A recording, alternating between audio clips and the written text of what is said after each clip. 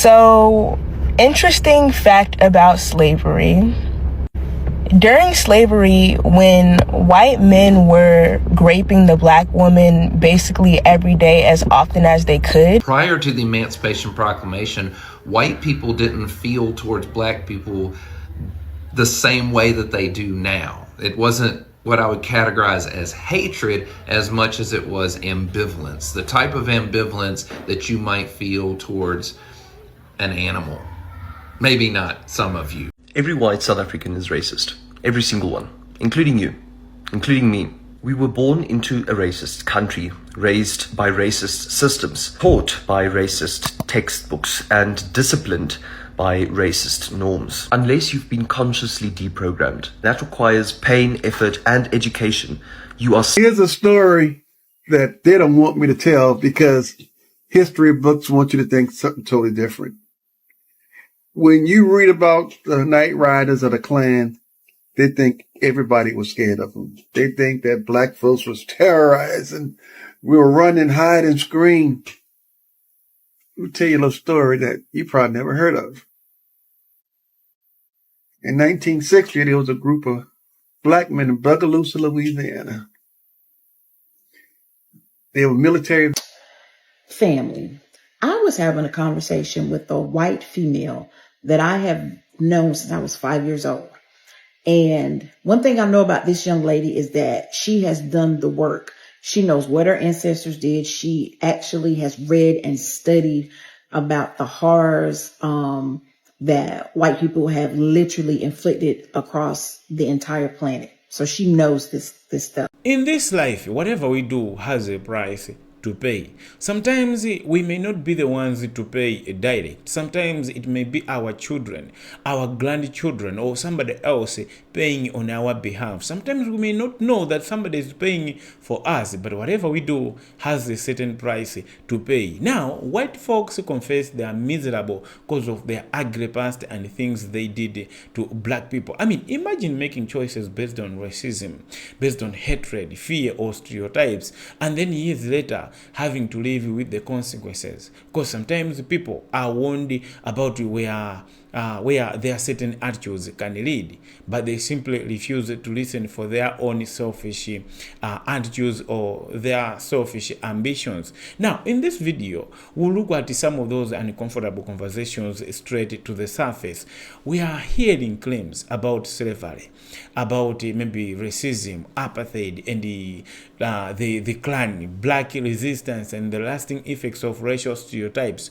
But here's the part that really stands out. Many black people warned about these issues, but people don't always listen to black people until the consequences are impossible to ignore. I mean, whether you agree with every claim that is made in these clips or you don't agree, but the bigger question is, what happens when racism, what happens when hatred influence the choices that people make? So anyway, without further ado, brothers and sisters, let's get into it and see what these people are trying to say. We can come later for more commentaries. If this is your first time to the channel, please subscribe so we can have more of these discussions. Otherwise, I wish you all the best as we watch this video all the way to the end. I'll see you later for more discussion.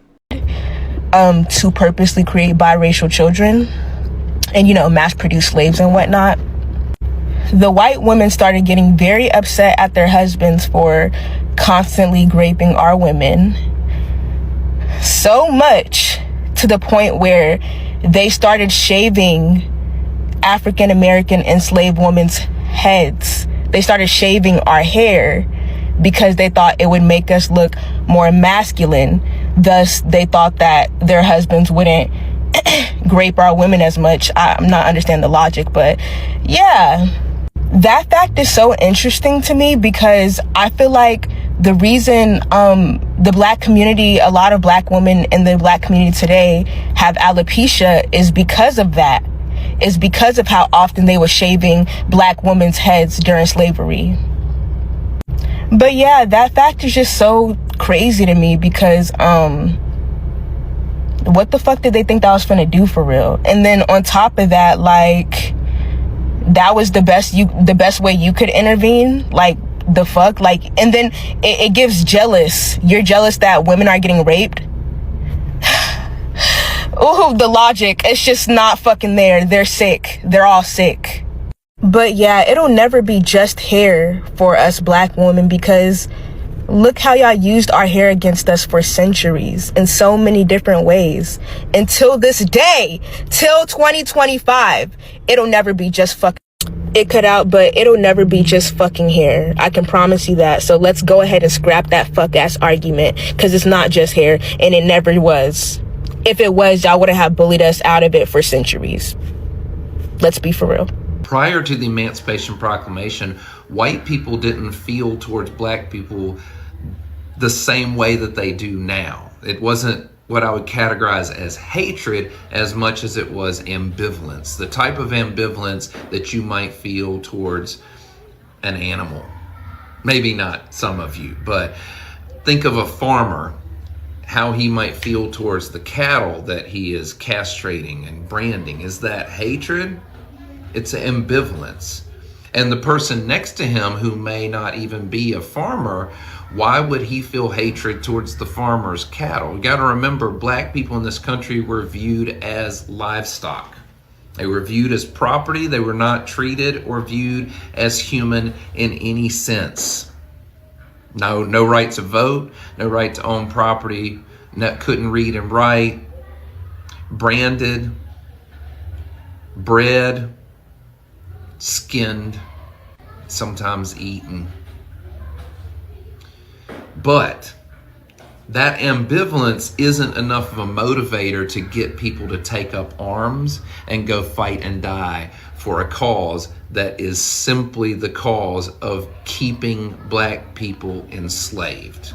And I don't care what anybody fucking says, that is exactly what the states were fighting for the right to do. And it wasn't the states, it was the plantation owners. That's who's in power. The plantation owners were telling the states, the representatives, what to do.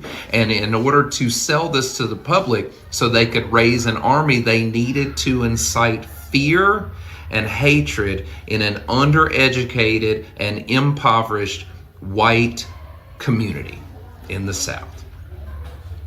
And so they used preachers, just like they do now, to sell this to the public. They sold them fear, because who better to give you a devil to hate than a Christian preacher?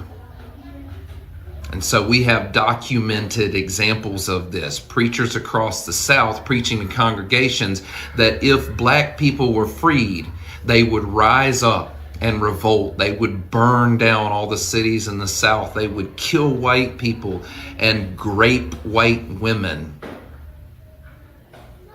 And when given a devil to fear, ignorant, undereducated, poor white people will latch on to it. They will not only go and fight and die for that cause, they will pay you for the information. They will tithe the preacher, then go home, put on their boots, grab their rifle, and go out and die so that a plantation owner can continue to have free labor. That's how stupid my ancestors were. That's how stupid white people's ancestors were that fought in the Confederacy. And that's how they learned to hate. They learned to hate because plantation owners needed an army and politicians helped them with the preachers to sell a narrative of hate, to give them a devil to hate. And it permeates so much today that white people still won't go into black spaces, even if the party that's happening looks fun as shit. Let me give you an example of that. Every year, twice a year, HBCU teams have rivalry games at Lad People Stadium right here in Mobile, Alabama. And we love marching bands, and we love football, and we love Saturday nights in the fall under beautiful Alabama sky, but you will hardly find a white person in that place, despite the incredible food in the parking lot, the vibes and the dancing and the music inside, the world-class marching band music in the home of Mardi Gras, where we love marching bands so much that we call the parades the boom boom. We named Mardi Gras after the bass drum in the marching band, and white people will not go to that event. Do you know why? Because they are fearful. That's where the devils are, in that stadium. That shit has permeated our subconscious so much that even when we're driving in a car 50 miles an hour down the road, if we see a black person on the street, somebody will lock the goddamn doors. Not anymore. The new cars lock automatically, but you get my point.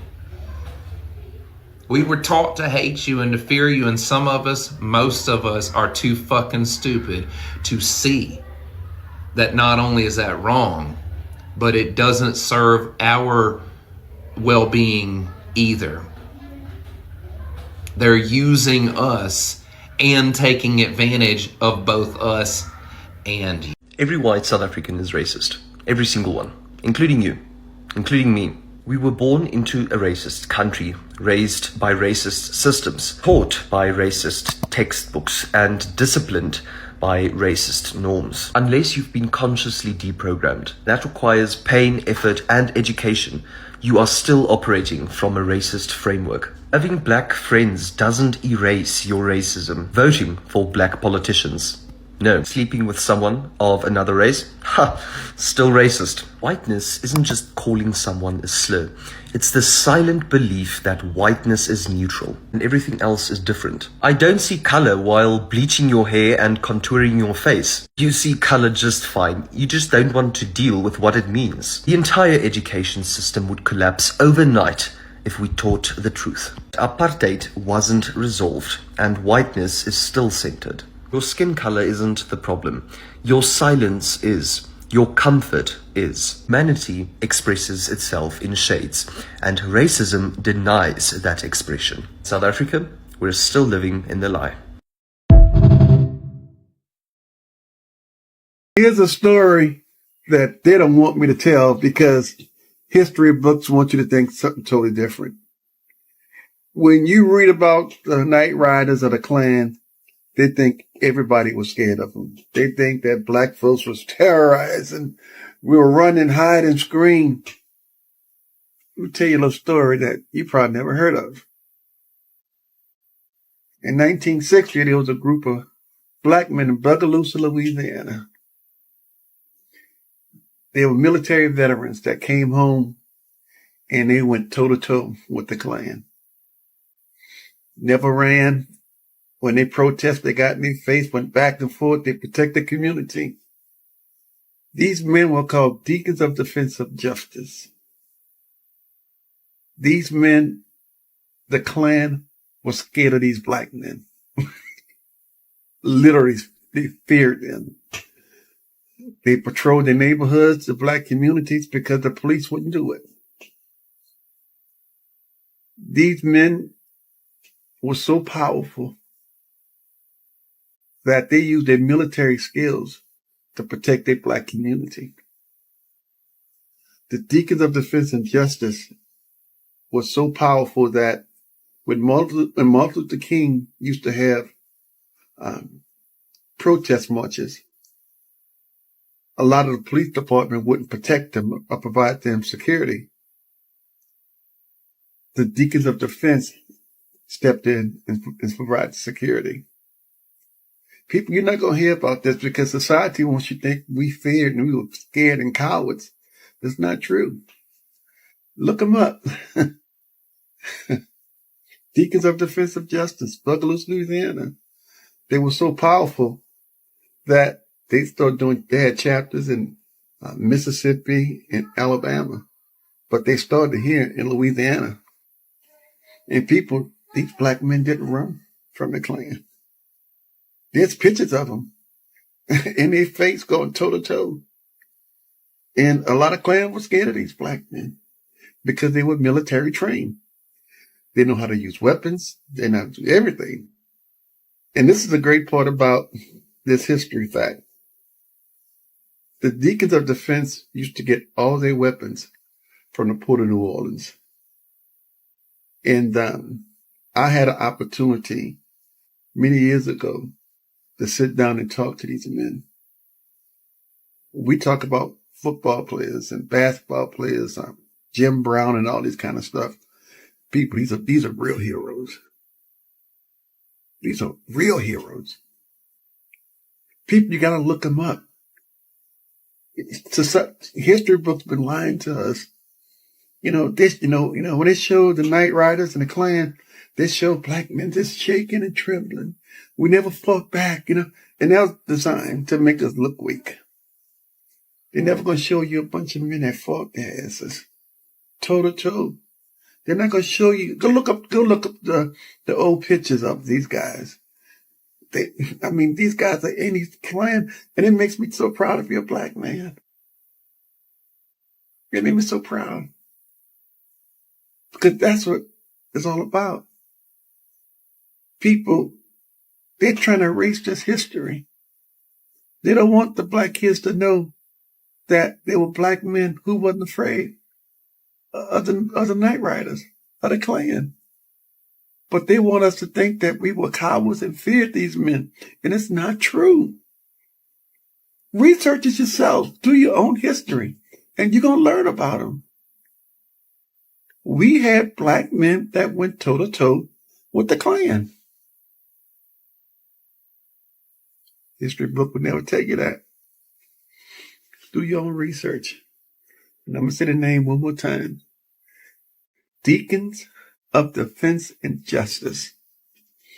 When you read it, you're going to have the biggest smile on your face because you're going to be so proud. This might be a hot take, but a lot of white people are not happy. I'm Kylie, and I grew up in a very conservative area. I wanted to say that a lot of white people genuinely live some of the most miserable and isolated lives that you could even imagine. I think there are 3 reasons for this. The first is that there is just a general idea of just hyper-individualism and hoarding of resources. A lot of them are extremely stingy, don't tip well, and also don't donate to local charities. They're very isolated, and what few friends they have, their connection is built upon shared bigotry, which is obviously not a strong connection. Number 2, a lot of white people feel a sense of emptiness. They have the job, the car, the career, the kids, the Bible, but they don't feel that sense of fulfillment. I think it's because the subliminal messaging that white people get from birth is that they're so much better than everybody else. And once you're in that sort of position, you will not allow yourself to open up to other people and opportunities that would genuinely bring you joy and fulfillment. And the third reason is that a lot of white people genuinely feel like equality is the oppression of white people. That means other people getting rights means that some of ours get taken away somehow, which obviously isn't true and shows the hyper-competitive nature of being white in America. First of all, let's back up. Up until 1970, most black families was headed by a man and a woman. Sure. Slavery did not destroy the black family. It did not. We were married all through slavery, all through civil rights. You don't begin to see the rise of a single black mother until the 1970s. That was not a coincidence. Late 70s. Exactly. Late 70s. The 70s is when the government came into the black community. They sold us out. Yes, Newark, New Jersey, Philly, Baltimore, Detroit, and they deindustrialized the inner city. Yes, indeed. They took the jobs out. Yes. They took the factories out. That's And then they went into the high schools and deindustrialized the high school. True. So guess what? No He trades. should have graduated with his carpentry license. Yes. You should have graduated with your plumbing license. No He trades. should have graduated with his auto mechanic license. He should have graduated with his HVAC. They stripped all of that, the skills that pay the bills. Sure. This was done on purpose to make the black man financially irrelevant to the black woman. To make the 1970s was all about making the black man financially irrelevant to the black woman. And then in the 1980s, they dropped the crack off. CIA, Done. cocaine import It's over. agency. It's over. Now, black men, jobless after the 70s, you bring me crack. I got a decision. Is this where the prison industrial complex kicks Absolutely, in? absolutely. So I'm either going to smoke the crack and deal sell with it. the fact I can't take care of my family, or I'm Or going I'm to sell going to the jail, damn crack. That was the 80s. And then they hit us with HIV/AIDS at the same time. So the 80s was biological warfare with the AIDS and chemical warfare with the crack, which set us up for the 1990s. Bill Clinton, crime bill. Yep. It's the first time in American history you can go to jail for the rest of your life without having committed a violent crime because you got caught in possession of drugs 3 times in a row. It was a Democratic president, Over. Bill Clinton, who locked up more black men than any president in American history since the end of slavery. Bro, they showed just the incarceration rates from Yeah, the 13th Amendment. The 13th, the documentary. Yeah. Mhm. But they even beyond that. But they showed the incarceration rate bro, it was just exponentially growing, like exponentially growing by hundreds of percent. But you didn't get a every chance decade. to talk about the prison pipeline, you know? Correct. So let me tie this in. Great point, Queen. So I want us to see how this was systemic. So 1970s, they eliminate the skills that pay the bills and they start pushing college. They push college on us so well that now you have over 2 million American Africans with master's and doctorate degrees who are unemployed. I have lawyers asking me, do I know anybody who's hired for jobs? Lawyers. Because we gave up the skills. Meanwhile, you drive around Jersey City, who do you see building all the new skyscrapers, building all the new buildings? Asian labor, Latino labor, white labor, okay? Almost no blacks. No. You see that? We swapped out the dirty hands for the white shirts and ties, and we lose it because of it. So then when the 80s came with the crack, that is what most of our problems that we suffer from right now were engineered in the 1980s. They were the aftershock and the collateral damage of the crack. Single mothers, homelessness, teenage pregnancy, hip hop. Not the positive hip hop, but the gangster rap was collateral damage from the era of crack and AIDS. Then the 1990s, when Bill Clinton came with the crime bill, that automatically took the father out. Family. I was having a conversation with a white female that I have known since I was 5 years old.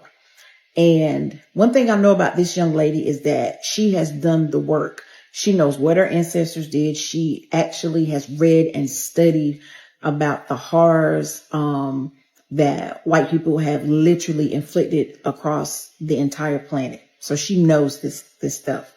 So we were talking and I said to her, I don't feel like white people have had to pay any type of karmic debt for all of the pain and harm and abuse that they have inflicted across the world. And she stopped me. She said, it's totally not true. I said, well, you're going to have to explain that. She said what it is that white families are not allowed to talk about everything that they experience. She said black people are really open about their struggles and things that have happened to them, but white people are the exact opposite.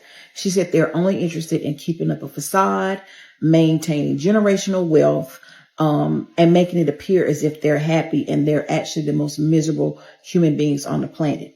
She told me that behind closed doors, they experience a lot of alcoholism, heavy drug usage, mental health issues, and incest. The incest part is what really got me.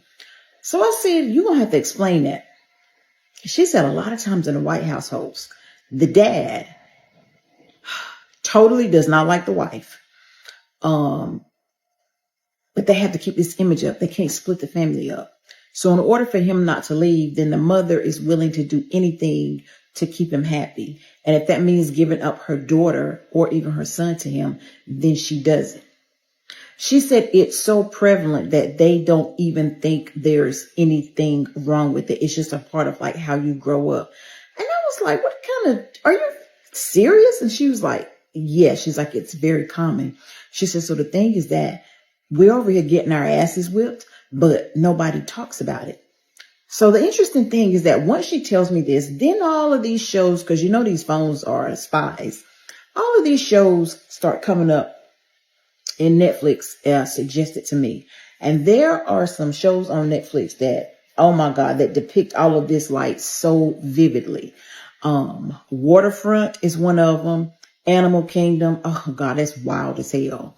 I think it's called House of Usher, Fall of House of Usher, something like that. Breaking Bad. But like all of these shows show like these white families who, you know, to the world, they appear to be so put together, but behind closed doors, they are so fucked up and they will do absolutely anything for survival. And I don't know why I'm surprised. These are a group of people that have literally, as I've said, done any and everything to people across the world to terrorize, to brutalize them. So, you know, it makes perfect sense that they don't care anything about having incestuous relationships with their own children. But I just want to know, do you know any white people that live like this? Or do you have some white people in your life that you could actually have this conversation with? Because I would like to know. And my thing is that, okay, that doesn't make me happy to know that, oh, they're experiencing this behind closed doors. No, I want to see shit front and center. I want to see y'all suffer front and center. And I know that may sound a little harsh, but For all that has been done to melanated people across the world, I feel like we've got to see and experience and witness their downfall for all of the diabolical acts that they have spread across the globe. What y'all think? Welcome back, brothers and sisters. Now, after watching the video all the way to the end, hearing everything that these people had to say, I think there is like one, if not two things that are clear. I think we can see that the conversation about Black Americans cannot be separated from the history that came before them. Now, while I was watching the video, I came across, some key messages that we need to, discuss. We didn't need to break down. Of course, there were more messages, but let's just focus on these few messages. But before we get to that, if you have found some value in the video, please give it a like. If you can share, if you can subscribe, if you are new, I would greatly appreciate. Otherwise, the first message is that slavery was not simply about labor. It was not simply about forcing black people to work in the field. I think it was about denial of black humanity, denying that blacks are also people, but maybe they are animals according to them. You see, many people describe enslaved black people being treated as a property, as property, a human being, a property. People who could be bought, who could be sold, who could be branded. I mean, just like farmers can brand their animals, okay? They may use whatever tools to label them, using fire to label them some symbols, some letters. I mean, branded, bled, abused, separated from families, and controlled, just like an animal is controlled. But remember, we are talking of a human being. And that matters because when a society is built around treating one group as less human, as useless, as something which is as good as an animal, those ideas do not simply disappear when slavery really ends. So I think that point really stood out to me. I don't know to you.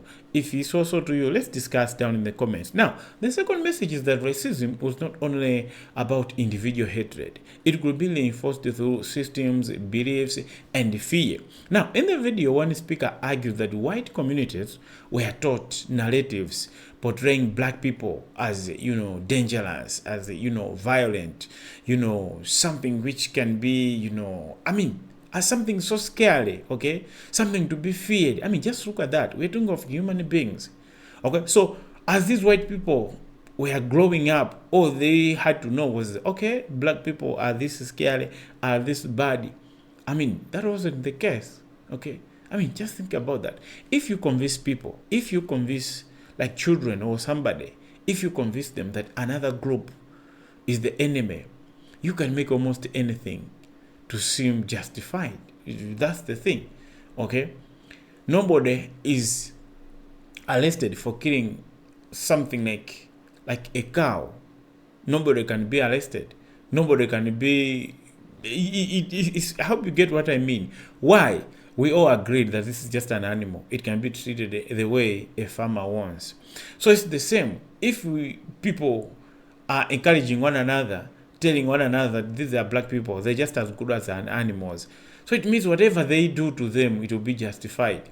So it's something that really doesn't make sense. The third message is that black Americans were not simply passive victims of history. Now, let's talk about it. The discussion about the deacons of defense and the justice makes that point to be, so strong.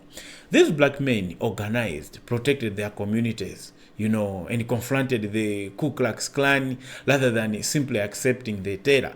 That matters because black history is sometimes reduced to suffering, when resistance, when courage and organization and self-defense were also part of that history. You see, black Americans resisted slavery. They resisted segregation. They resisted racial terror. They resisted all sorts of intimidation and continued fighting for their families and communities up until today. We can say black people can even be presidents. Today, black people can even protest. Today, black people can voice. Today, black people can own their own cars, can even have their own farms. Okay? They used to be under somebody's farm working as a slave. But today, black people can have their own farm. I mean, just look at that. So things have really changed. The fourth message is that the consequence of racial inequality do not simply end with slavery. Okay, I can put it that way. The speakers who came up with that idea connect slavery to like later struggles involving black families, unemployment, okay, even education, incarceration, drugs, and economic opportunity. Now, some specific people are claiming that these clips are contested and should be investigated individually. But broader point is that historical injustice can leave, some bad results, some consequences across generations. You cannot talk about where black Americans are today, where they are, their life today, without understanding the history that forces, okay, that shaped the communities they inherited. Because black people may be where they are because of some of the policies, some of the things that were institutionalized to oppress black people. And we can look at white people as their most most, those people who are doing so many things. Yet that's not the thing. It's just because it's simply because the system was rigged for them. It's like everything was already built up for them. It's like when it comes to computer, there are some moments where somebody can just give you a template. So you just have to fill in some figures and then you can have the full thing. Well, there is no template. For black people, there is no template. Okay, some of the white people today, they are just rich just because they only continued where their ancestors left. Okay, they have farms. They are rich farmers. But you go and ask them, how much did you buy this land? They will say, no, it's from my great-great-grandfathers. So it's like for them, they may be wealthy, they may be rich. Not because they had to work hard, no, but somebody already built a template. All they have to do is just to keep running it. That's all they have to do. But look at black people. Okay, they're coming from the field where they were forced to work. So I hope you get what I mean. Now, the last thing, like the last message, is about the danger of making choices based on racism, based on hatred, based on stereotypes, and maybe fear. You see, history shows what can happen when people accept the idea that another group is inferior, it's dangerous, it's just worthless, or under saving, okay? Something which is undeserving. Yes, I'm sorry for that. Something which doesn't deserve good things, which doesn't deserve equal treatment or equalize. Because slavery was not simply something that happened like hundreds of years ago, okay, like decades ago. It created a system where black Americans were denied freedom, we are denied dignity. But these are people we are taking as property. They were denied, even some properties. They were denied, access to quality education, family stability, basic human rights. Just look at that. We're talking of human beings. So the important question today is not whether every person alive is personally responsible for what happened centuries ago or not. No. But the question is whether we are willing to understand what happened, recognize how those ideas affected generations or are continuing to affect the generations even today, and make sure that those patterns are never repeated or they're never existing, so that other people can still find it hard to make it, in life. Because when people make decisions based on racism, based on stereotypes, they may think they're protecting themselves. But history can show just how destructive those choices can become overnight. Remember, I say, sometimes what you do may have a price, but you may not be the one to pay that price. But maybe your children, your great-great-grandchildren, they may be the ones, to pay for it. So when you hear these clips, when you hear these people, do not focus only on the most shocking statements. Listen to the larger message. Listen to what they are saying about slavery, about racism, stereotypes, resistance, and maybe consequences. Because history is not only about remembering what happened in the past, when it happened, how it happened.